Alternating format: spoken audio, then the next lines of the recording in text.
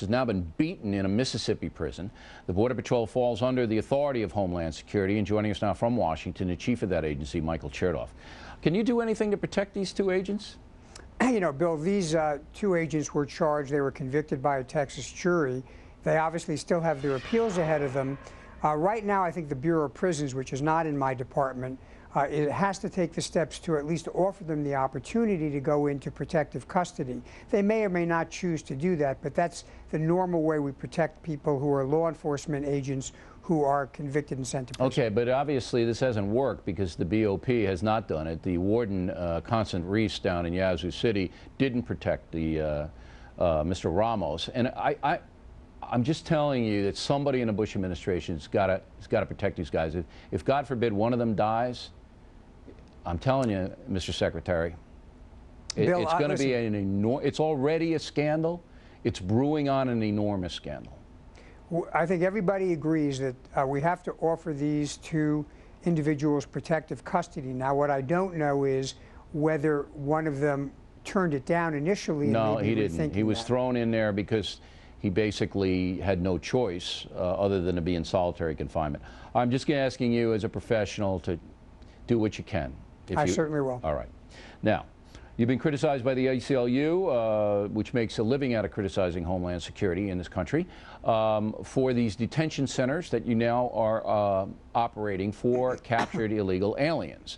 So are they as bad as the gulags their ACLU is telling us they are? Bill, these detention facilities are designed and operated to be as humane as possible. Now, let's be clear. We are holding families who come across the border illegally so that we can send them back within a matter of weeks. If we were to release them the way some of our critics want us to do, they would simply flee and we would never see them again. Right. So we have to be tough, but we're tough in a way that's humane. All right, so describe, what is it, the Hobbs Center you got down there? It's the Hutto Center in Texas. It is a converted jail facility. Inside, we don't lock the doors. The doors are monitored with various kinds of electronic devices. There are guards, but they don't carry guns. There are 3 square meals a day. I've looked at the menus myself, and while they're a little heavy on the starch, nobody's going to go hungry eating those meals. Okay, how many people are down in the Hutto Center? We've got several hundred people, families, a lot of single mothers and children, a few men. We have Are they all have places to sleep and everything? Is it overcrowded? Everybody has a place to sleep. It's 2 to a room. There's classroom instruction for the kids several hours a day.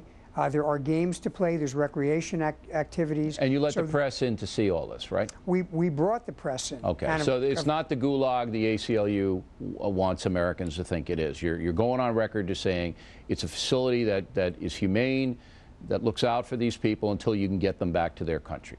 Absolutely right. All right. I'm taking your word for it. Guantanamo Bay, which I have been to. Now, I don't have to take your word for this because I eyeballed it.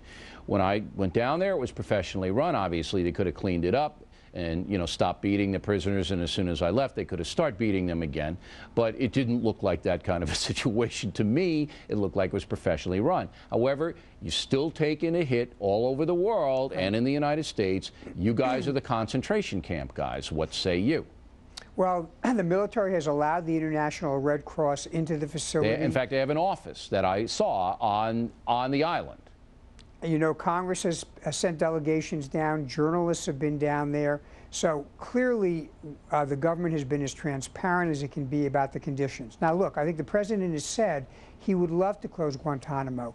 Somehow, these other countries don't want to take their citizens. Yeah, they don't want them back. I mean, they try to repatriate. But look, here, I only have about a minute and a half left with you, and I really need an honest answer. You're an honest guy, but so you're also in the bureaucracy, and I understand that. But look, what is it that in America, where we know we're fighting people who want to kill us, why are these people so determined to undermine the illegal alien detentions at Guantanamo Bay? Why? Did you ever think about it? Bill, I think a lot of people have gotten complacent. I think that 9/11 is 5 years past. We have not had a successful attack in this country. But rather than viewing that as encouraging us to keep doing what we're doing, some people say, you know, we ought to abandon the whole thing and go back to pre-9/11 thinking.